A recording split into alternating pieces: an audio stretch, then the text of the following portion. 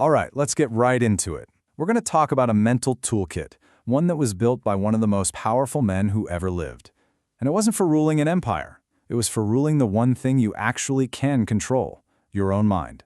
So, I want to kick things off with a kind of uncomfortable question. What if that constant chase for happiness, for pleasure, for comfort, what if that's the very thing making you anxious and miserable? I mean, think about it, right? So much of our world is built around one single goal: avoid discomfort. We want frictionless lives.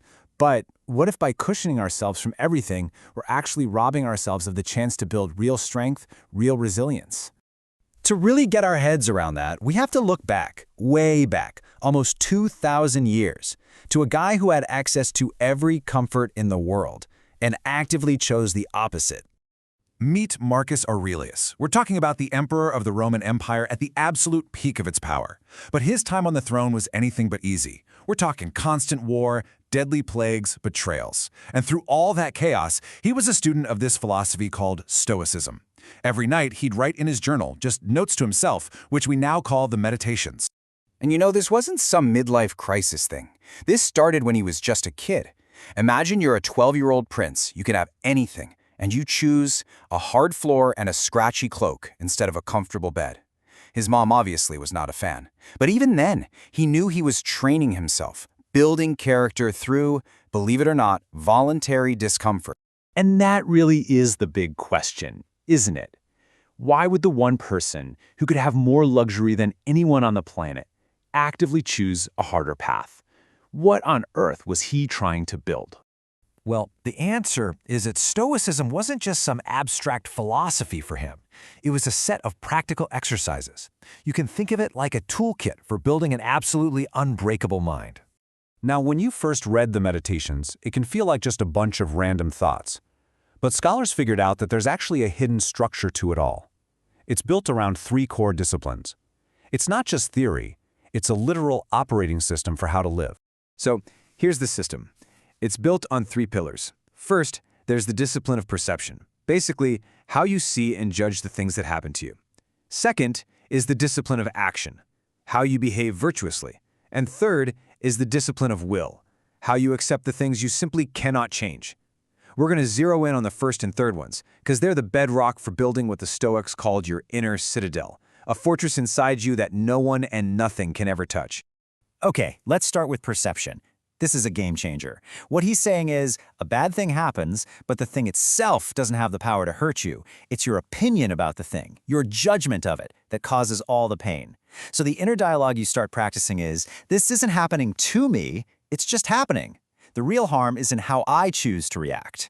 And get this isn't just some dusty old idea. This is the exact principle behind one of the most powerful tools in modern psychology, cognitive behavioral therapy, or CBT. Marcus Aurelius was basically practicing CBT on himself in a war tent almost 2,000 years ago. It's wild. There's this fascinating study that shows this in action. They took 2 groups of improv students. They told the first group, just do your thing. But the second group, the Stoic group, they gave them a totally different instruction. They said your goal is to feel awkward and uncomfortable. So what happened? The Stoic group lasted longer. They took bigger creative risks. Just by reframing discomfort from something to avoid into the actual goal, they completely changed their performance.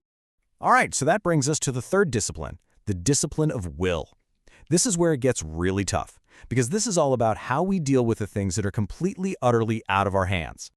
So first, Marcus reminds himself of a basic truth of the universe. Everything is changing all the time. Nothing stays the same. Change is constant. Got it? But then, like in the next paragraph, he says this, a total contradiction. He says there's nothing new under the sun. It's all just the same old patterns repeating forever. So, wait a minute, which one is it? Is everything always changing, or is everything always the same? And the Stoic answer is, it's both. The specific events of your life are constantly changing, yeah, but the fundamental patterns, love, loss, ambition, betrayal, life, death, those are eternal. They've been happening forever. So the lesson isn't to fight it, it's to accept it, to love what happens.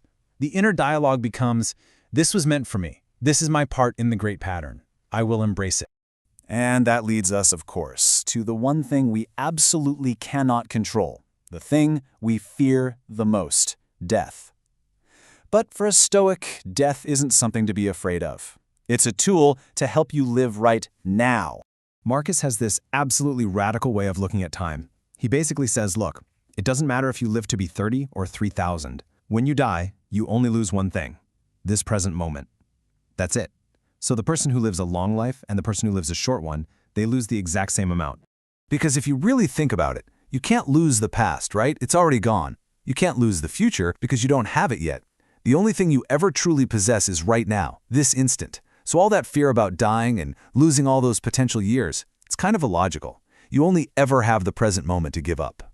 And when you break it down with that kind of cold logic, death stops being this big, scary monster. It just becomes a natural process, like leaves falling in autumn. It's just a part of nature's cycle. And, as Marcus would say, nothing that is natural can be evil. So how do we actually pull all this together?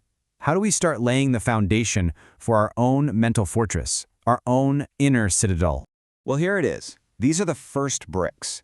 These are the sentences you can literally say to yourself. When something bad happens, you think, it's my judgment of this that's the problem.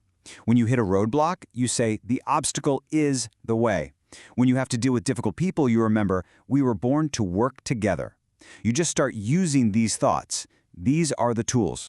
And this is what you're building, the ultimate goal. A mind that's not empty of emotion, but free from being yanked around by irrational passions. It's that quiet, strong place inside of you. It's totally secure because you built it, and it's the one and only place in the universe where you have absolute control.